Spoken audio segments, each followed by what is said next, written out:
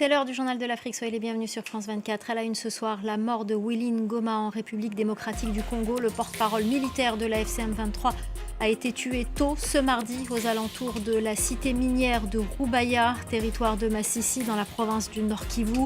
Sa mort a été confirmée par des sources militaires. Nous serons à Kinshasa dans ce journal. Le durcissement des peines réprimant les relations homosexuelles au Sénégal, une volonté du Premier ministre Ousmane Sonko dans un contexte de vague d'homophobie et d'arrestation. Ce projet de loi vise à rendre les relations homosexuelles passibles de 5 à 10 ans de prison. Les détails à suivre. Et puis les inondations au Maroc, une partie du royaume est toujours sous les eaux. Des habitants de la ville de Kénitra ont fui leur logement et ont dû trouver refuge sous des tentes. Un début de ramadan compliqué pour ces populations. On fera le point à la fin de cette édition. Willy Ngoma, cadre et porte-parole militaire du mouvement rebelle AFCM 23, a été tué aux alentours de Rubaya, dans la province de Massissi, dans l'est du pays. Il aurait été visé par une frappe de drone. C'est ce que confirment plusieurs sources sécuritaires. Dans la zone, les combats se poursuivent malgré les déclarations de cessez-le-feu. Les précisions à Kinshasa d'Aurélie Bazara-Kibangula. Selon plusieurs sources sécuritaires, Willy Ngoma, porte-parole militaire de la FCM 23, a été tué dans une frappe de drone. Alors à ce stade, il est difficile d'avoir plus de précision. Ni la FCM 23 ni les autorités congolaises n'ont encore communiqué. Alors d'après nos sources, c'est dans la nuit de lundi à mardi que Willy Ngoma a été tué aux alentours de Rubaya. Plusieurs autres rebelles ont été blessés. Au cours de cette même nuit, l'un des responsables rebelles a affirmé sur les réseaux sociaux que l'armée congolaise et ses alliés bombardent, je cite, aveuglément la zone. Alors depuis plusieurs jours, les combats sont intenses vers Rubaya, une cité contrôlée par les rebelles. C'est une zone stratégique et riche en minerais. La rébellion y tire une importante manne financière. 15% du coltan mondial utilisé par exemple pour la fabrication des téléphones portables provient des mines de Rubaya. Willy Ngoma était l'un des visages les plus connus de la FCM 23. Il a été sanctionné par l'Union européenne, puis par les États-Unis, qui l'accusent de violations graves des droits humains. Ce projet de loi durcissant les peines réprimant les relations homosexuelles au Sénégal, il a été déposé par le Premier ministre Ousmane Sonko. Un projet qui vise à rendre les relations homosexuelles passibles de 5 à 10 ans de prison. Florent Roudot. L'annonce a été faite par Ousmane Sonko lors d'une séance de questions à l'Assemblée nationale. Actuellement passible de 1 à 5 ans de prison, les relations homosexuelles pourraient bientôt être plus sévèrement punies au Sénégal. C'est en tout cas la volonté du chef du gouvernement. Toute personne qui aura commis un acte contre nature sera punie d'un emprisonnement de 5 à 10 ans. Si l'acte est commis avec un mineur, le maximum de la peine sera prononcé. Le projet de loi prévoit aussi des peines de prison de 3 à 7 ans, ainsi que la perte de droits civiques pour toute personne qui aura fait l'apologie de l'homosexualité. Sa présentation intervient alors que les arrestations se multiplient dans le pays. Le 7 février dernier, sur dénonciation, 12 hommes sont interpellés. Plusieurs d'entre eux sont testés séropositifs. Ils sont alors accusés par les autorités sénégalaises de transmission volontaire du VIH et de mise en danger de la vie d'autrui. Depuis, une trentaine de personnes ont été arrêtées pour les mêmes motifs, selon la presse locale. Une stigmatisation des personnes homosexuelles, visible notamment sur les réseaux sociaux, où ces dernières semaines, les propos homophobes sont de plus en plus courants au Sénégal.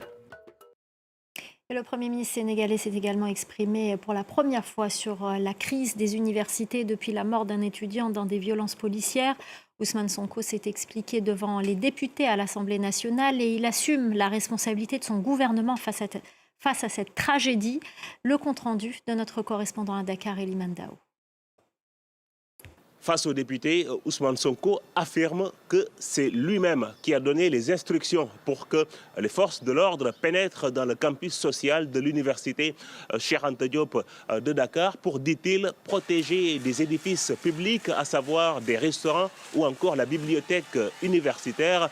Ousmane Sonko affirme que son gouvernement a reçu des renseignements selon lesquels ces édifices allaient être attaqués par des étudiants. Le Premier ministre sénégalais affirme que tout ne s'est pas passé comme prévu.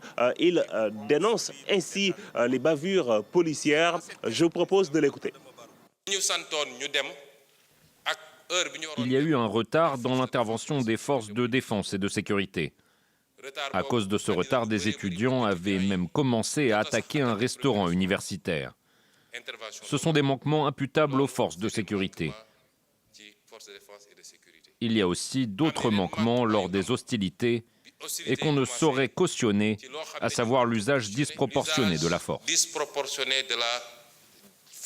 Le campus social de l'université Cheikh Anta Diop de Dakar doit rouvrir ses portes ce jeudi 26 février. Une réouverture qui sera progressive et partielle. Le collectif des amicales de l'université de Dakar, qui défend les intérêts des étudiants, souhaite de son côté une réouverture totale.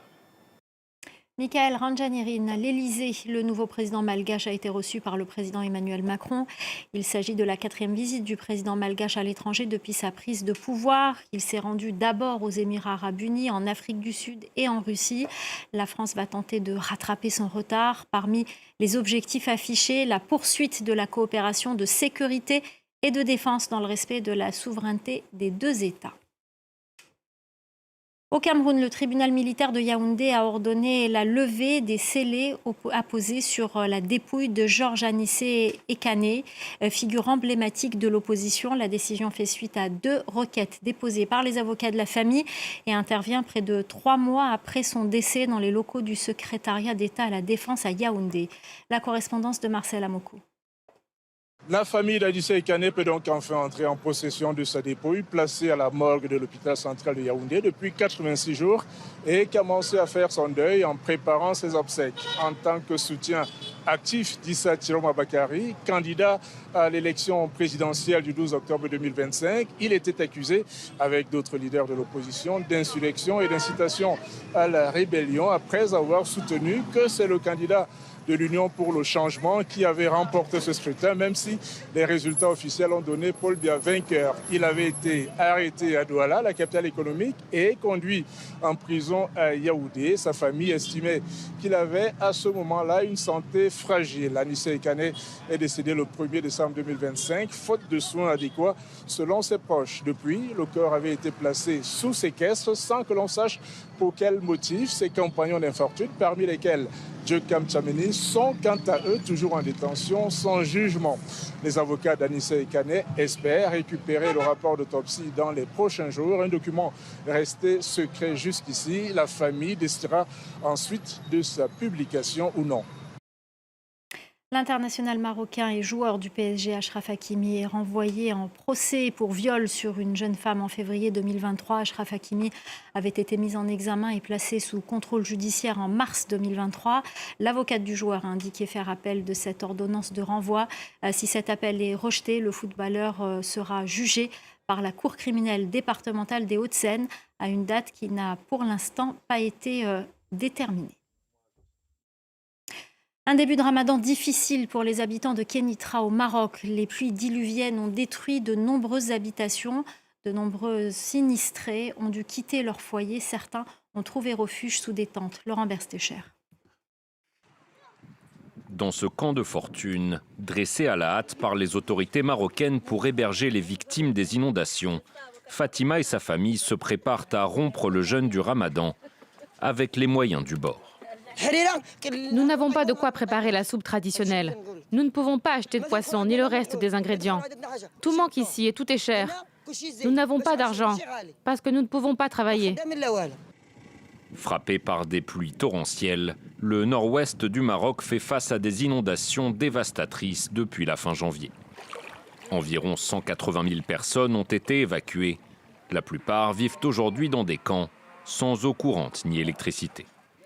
Et si de nombreux habitants de la région ont été autorisés à regagner leur foyer, ceux-ci sont souvent encore inondés ou gravement endommagés. Mansour Amrani a récemment décidé de prendre le risque et vit dans la peur constante de l'effondrement. Nous ne dormons pas, car nous craignons que la maison ne s'écroule sur nos têtes et sur nos enfants. Nous ne sommes pas tranquilles. Dans les camps de déplacés, Les familles font sécher leurs affaires au soleil en attendant la distribution quotidienne d'eau et de riz. Leur exil, qu'elles croyaient temporaire, dure maintenant depuis plus de 3 semaines. Et on se quitte avec ces belles images du championnat international de kitesurf au Cap-Vert qui vient de s'achever. Et c'est l'Australie et le Brésil qui se partagent la première place du podium. Je vous laisse admirer ces magnifiques images de l'île de Sal, une destination devenue prisée par les surfeurs. Et c'est la fin du Journal de l'Afrique. Restez avec nous, l'info continue sur France 24.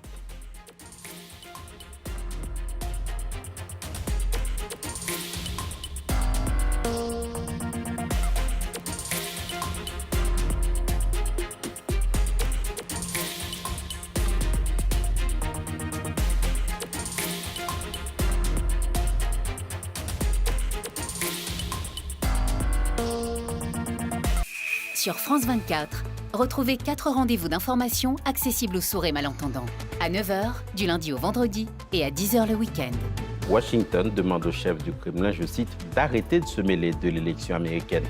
Et tous les jours, à 13h, dans le Paris Direct. Les inégalités se sont encore creusées ces dernières années, la pauvreté reste massive. À 18h, dans Au cœur de l'info. La Russie a dit ne pas exclure de viser les éventuels instructeurs militaires français en Ukraine. À 22h45, avec le Journal de l'Afrique. Les crises des déplacés sont les plus négligées au monde, sont sur le continent africain. Vos éditions sous-titrées pour faire le tour de l'info. 4 rendez-vous pour tous et pour tout comprendre, du lundi au dimanche, sur France 24.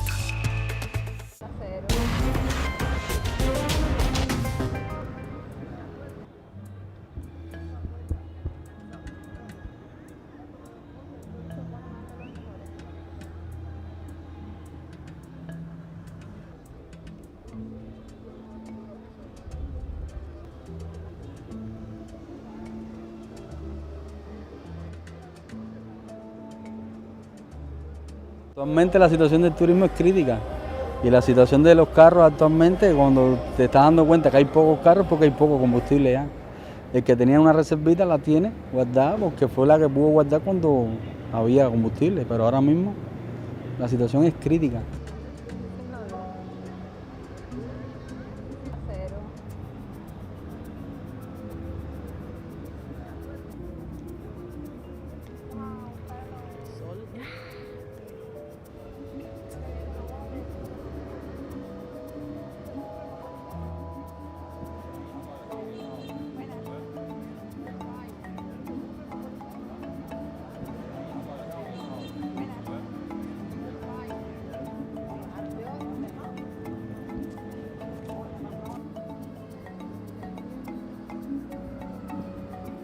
Porque el turismo viene siendo como un salvavidas históricamente para todos los cubanos, y si eso se afecta, ahí sí vamos a estar mal, porque aparte el turismo, por ejemplo, yo, de mí depende mi familia, o sea, y de él o de aquel, toda la gente que vive del turismo, eso es una cadena.